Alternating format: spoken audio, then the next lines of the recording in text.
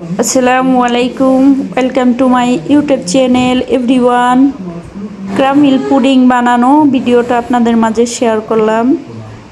দারুণ হয়েছে, দেখতে যেমন অসম্ভব সুন্দর, এটা খেতেও দারুণ ছিল। তো আমি পাউরুটি নিলাম, কয়েক পিস পাউরুটি, লাল অংশগুলো কেটে ফেলে দিব, শুধু সাদা অংশটুকু নিব। এই পুডিংটা একটু আলাদাভাবে বানাবো।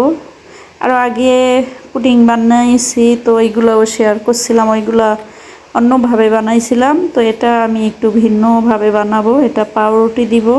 তো এই রুটিগুলো এখন ঝুড়া করে নিব। তো ঝুড়া করা হয়ে গেলে তারপরে এর মধ্যে এক একটা মিক্স করব, যা দিয়ে বানাবো। তো এখন আমার ঝুড়া করা শেষ।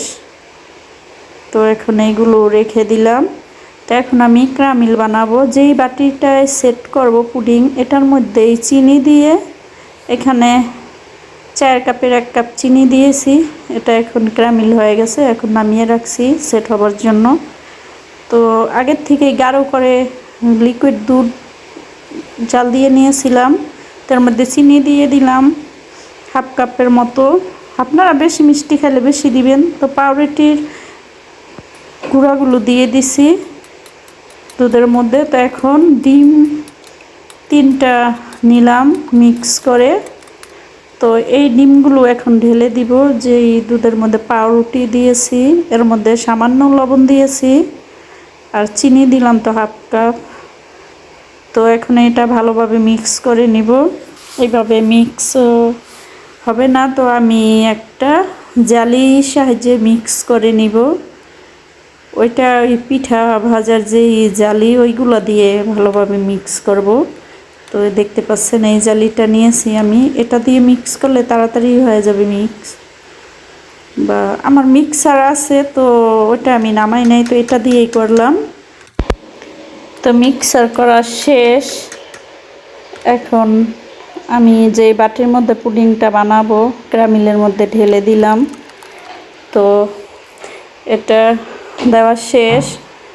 এখন আমি একটা পাতিলে চুলায় গরম পানি দিয়েছি। গরম পানিটা বলক আসলে এর মধ্যে, গরম হলেই এর মধ্যে আমি বাটিটা বসিয়ে দিব। তো ঢেকে রাখবো প্রায় 15-20 মিনিটের মতো। ঢাকনার সাথে একটা কাপড় দিয়ে দিব, যাতে গরমে বাষ্পায় পানিটা না পড়ে বাটির মধ্যে, পুডিংয়ের মধ্যে। এই জন্য দিয়ে দিয়েছি এইভাবে, খালি ঢাকনা দিই নাই, তাহলে আর পুডিংয়ে পানি পড়বো না। তো এখন আমি 20 মিনিট পরে এটা উঠিয়ে নিলাম ঢাকনাটা।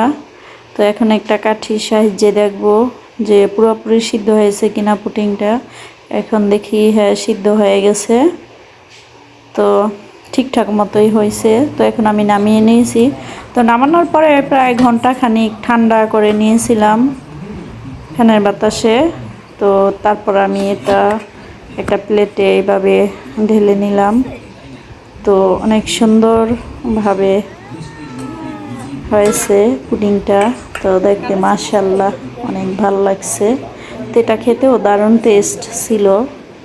তো আপনারা এইভাবে ট্রাই করে দেখতে পারেন, দারুণ টেস্ট হয়। তো সবাই আমার পাশে থাকবেন, আর যারা এখনও সাবস্ক্রাইব করেন নাই, আমার চ্যানেলটি সাবস্ক্রাইব করে দিবেন। সবাই ভালো থাকবেন। আল্লাহ হাফেজ।